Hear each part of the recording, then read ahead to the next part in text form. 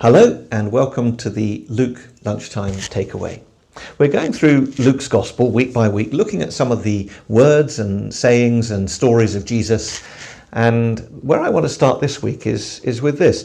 Lots of people have already made their minds up about Jesus. They've concluded that they wouldn't belong if they came anywhere near to him. So they never investigate. They never read Luke's Gospel. They never check it out for themselves. They never come near because they really think it's not for them. They wouldn't belong in his kingdom. And I want to tell you two stories today which really show you otherwise. Luke introduces us to two characters, one at the top of society and one pretty much near the bottom, who are welcomed by Jesus, who are transformed by the power of Jesus. The first of those is a centurion.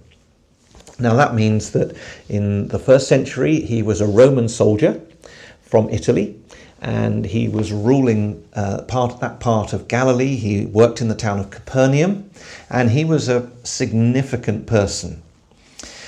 And the question is, why would he have any dealings with Jesus as a fairly backstreet Jewish rabbi?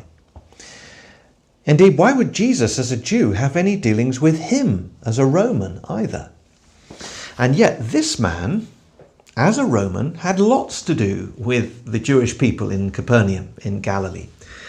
He had helped them get their synagogue built. He had a lot of respect for their faith. So there's probably something going on inside him which is quietly admiring of their faith and their religion. Now this centurion had a servant, probably a slave actually. Whatever you think of slavery, he cared about this slave because the slave fell sick. And he was desperate to see him made well.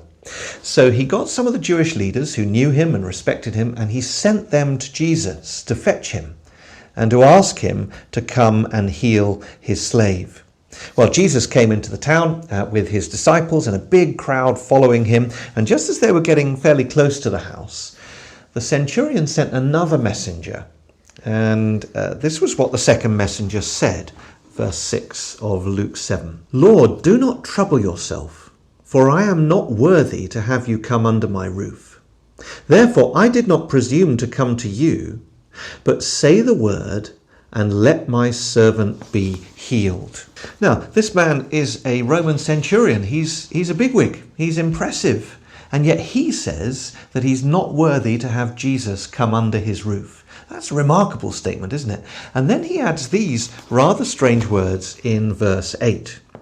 For I too am a man set under authority with soldiers under me. And I say to one, go, and he goes. And to another, come, and he comes. And to my servant, do this, and he does it. Now, you might think from that what he's actually saying is, I'm very important. But actually, he's saying completely the opposite.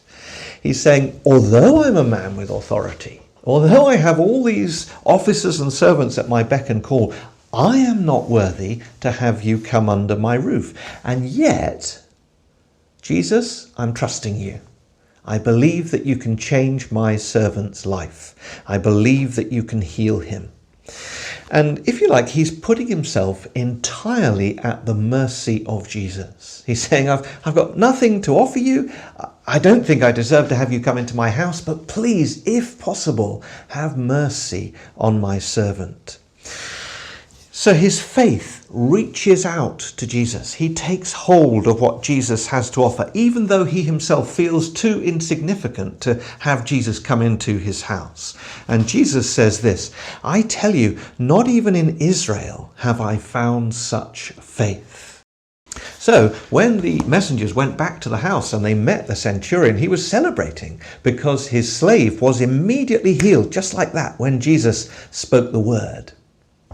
Now, whoever we are, however important we think we are, the lesson of that story is very clear, isn't it? We are nothing compared to Jesus. And yet, he invites us to trust in him. Whoever we are, and however important we think we are, we need to trust in Jesus. And then Luke tells us another story It's a story of a woman right at the bottom of the pile. Jesus and his disciples are walking through another town. It's the town called Nain.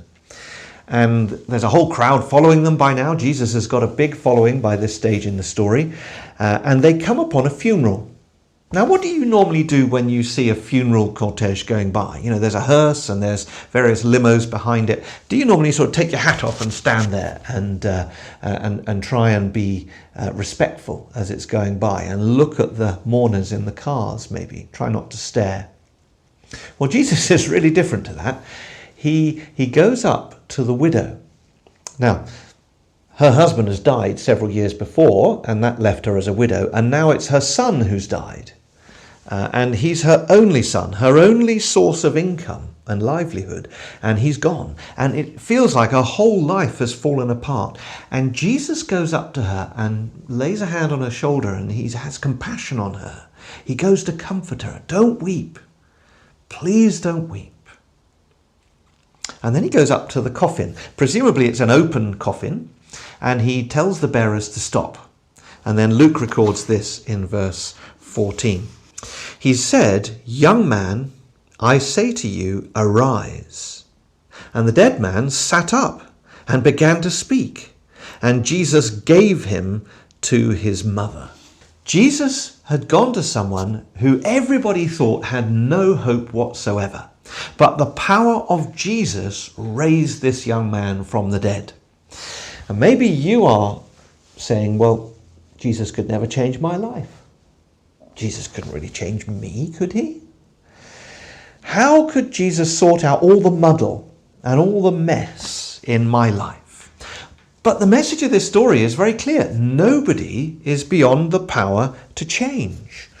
If we will come and put our trust in him, if we will come and seek his power to change, if we will say, look, it doesn't matter that I'm unimportant, I want to come and trust in you.